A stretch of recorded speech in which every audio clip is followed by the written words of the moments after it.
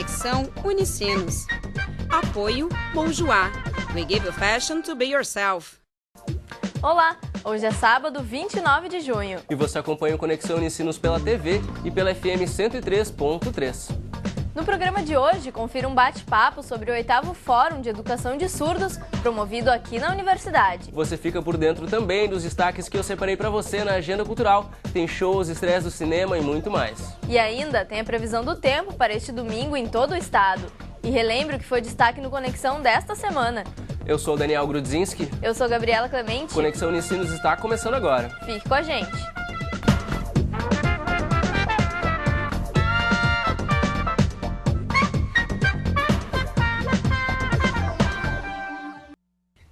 Dar visibilidade para os surdos dentro do espaço acadêmico e ainda preparar os professores para o aprendizado. Esses foram alguns dos objetivos do 8º Fórum Estadual de Educação de Surdos, que ocorreu ontem aqui na Universidade. É verdade, Daniel. A Unicinos, que possui alunos surdos na graduação, no mestrado e também no doutorado, foi palco do encontro que contou com palestrantes do Brasil e do exterior e que ainda apresentaram dados de mapeamento da situação dos surdos na cultura e na escola. E é para entendermos um pouco mais que esse movimento que recebemos aqui no estúdio do Conexão, a organizadora do evento, Maura Corsini Lopes, e também a vice-coordenadora do evento, Márcia Lunardi Lazarim. Olá, sejam muito bem-vindas. Olá, tudo bem? bom? Tudo bem. Maura, para a gente começar esse papo, explica um pouco para a gente o que é o fórum e qual o objetivo dele. O fórum é uma longa história, né? Mas para abreviar um pouquinho, o fórum ele começa em 2006, o primeiro fórum itinerante, portanto, de estadual itinerante de educação de surdos. Em 2006, o fórum aconteceu em Pelotas por iniciativa do Grupo Interinstitucional de Pesquisa em Educação de Surdos, o GIPS, né? Que é credenciado no CNPq. Esse grupo ele sentia a necessidade de trazer a comunidade para dentro da universidade para que a gente pudesse dar um retorno das pesquisas realizadas para essas pessoas que são os sujeitos das nossas pesquisas. Então, foi aí que nasceu o FES, que é o Fórum Estadual de Educação de Surdos, e que aqui na Unicinos agora acontece o 8º FES. Ele já passou por várias regiões do estado, Santa Maria, Pelotas, Osório, Santana do Livramento, Santa Cruz do Sul, né, para não esquecer de nenhuma cidade que já aconteceu o fórum. Então é assim que ele nasce, com esse objetivo, de tornar público as pesquisas que nós realizamos, financiadas com dinheiro público, inclusive. E, Márcia, a gente sabe que alguns dados foram apresentados, né, pelos palestrantes, acho que tem referência a essas pesquisas, né, que a Maura comentou. E que pesquisas, que dados são esses? Bom, então, primeiramente, obrigada, né, pelo convite para a gente estar aqui divulgando também o nosso trabalho. Esses dados, eles fazem referência justamente a essas pesquisas que a professora Maura falou.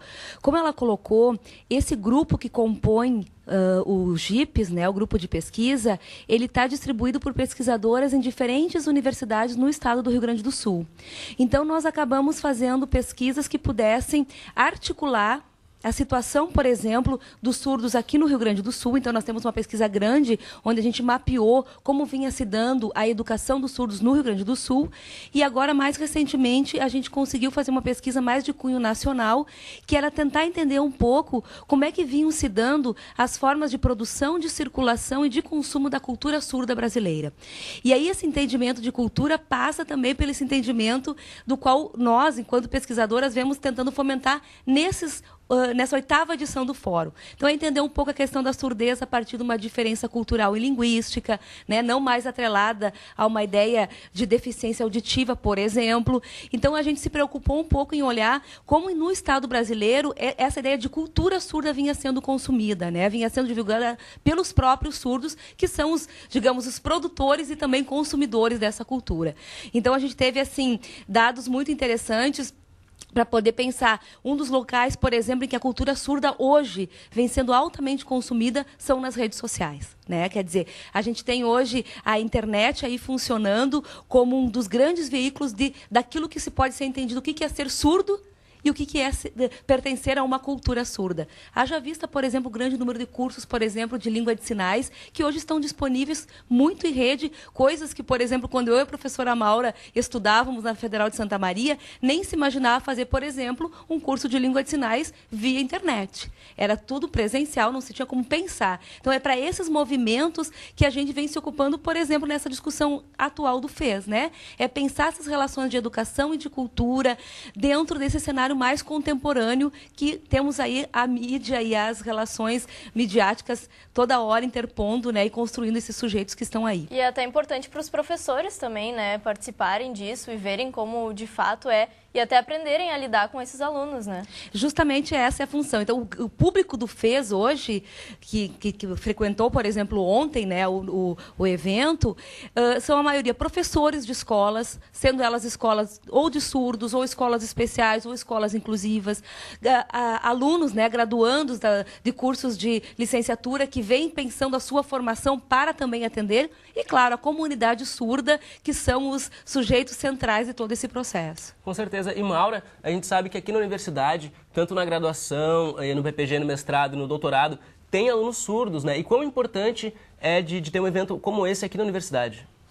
Essa pergunta para nós é muito importante, né? Porque uma universidade que possui alunos surdos na graduação, no mestrado e no doutorado, é uma universidade que precisa se pensar para poder receber esses alunos com condições de comunicação, de dignidade, de aprendizagem. Então, desde os projetos políticos pedagógicos dos cursos de graduação e de pós-graduação, eles precisam já ser pensados nesse sujeito que está ali como aluno que precisa aprender dentro dessa universidade, que precisa crescer, se desenvolver. E para isso, claro, é fundamental a contratação de intérpretes, é fundamental que nos diferentes setores da universidade, desde o posto de atendimento até o setor de matrículas, em cada setor, as pessoas estejam preparadas para receber esse aluno e se comunicar com ele, para que a inclusão seja efetivada com dignidade, né? Sem que ele precise chegar ali e não consiga, ter uma barreira de comunicação pela frente. Então, nesse sentido, sediar o evento que aconteceu ontem aqui na Unicinos, para nós, tem uma grande importância. E por isso também nós decidimos fazer a exposição lá na Claraboia da biblioteca para mostrar um pouco, quer dizer, o que os surdos hoje fazem no Brasil.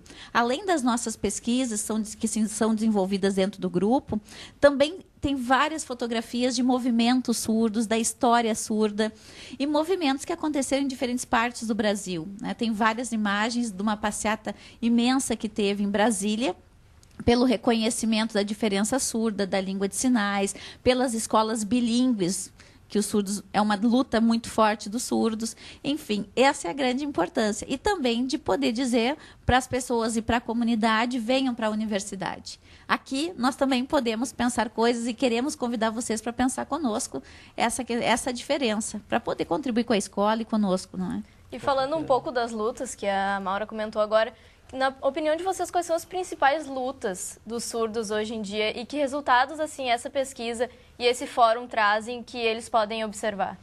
Bom, eu acho que a Maura tocou numa questão que é central hoje para a gente que vem se ocupando da educação de surdos, que é a luta por uma educação de surdos de qualidade.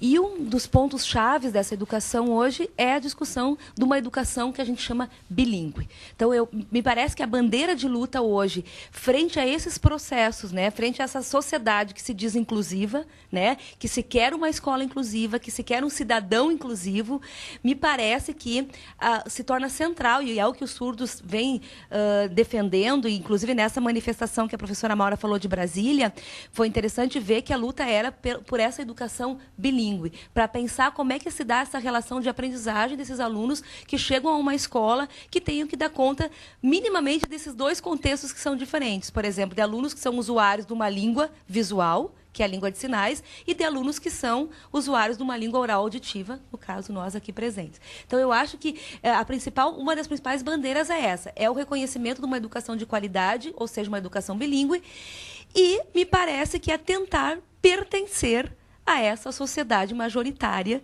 que é a sociedade, digamos assim, dos normais, se eu posso dizer essa palavra, né? E a gente espera que isso conscientize todo mundo, então, né?